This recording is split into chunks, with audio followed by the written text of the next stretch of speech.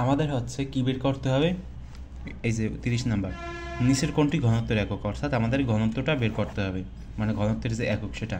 তো আমরা কি জানি বলো তো, ঘনত্ব সমান সমান মানে ঘনত্ব রো সমান সমান হচ্ছে তোমার m/v। তো উপরে এই যে এমটা মানে কি, এমটা মানে হচ্ছে তোমার ভর, আর নিচে ভি মানে কি, ভি মানে হচ্ছে তোমার আয়তন। ঠিক আছে,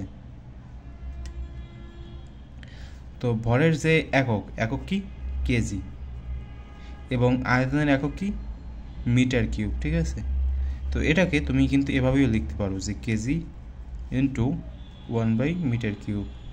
এই যেটা লিখলে না, এখন এটাকে আবার চাইলে তুমি এরকমভাবে ঘুরিয়ে লিখতে পারো যে m⁻³ বা kg/মিটার কিউব। ঠিক আছে, এরকমভাবেও তুমি লিখতে পারো, বা তুমি এটাকে আরও কীরকমভাবে লিখতে পারো জানো, এরকমভাবেও লিখতে পারো যে kg/মিটার কিউব। ঠিক আছে, এরকমভাবেও লিখতে পারো, তোমার যা ইচ্ছা, তুমি এরকম লিখলেও হবে, এরকম লিখলেও হবে। তো আমাদের উত্তর হচ্ছে ক নাম্বার, kg/মিটার কিউব। ঠিক আছে।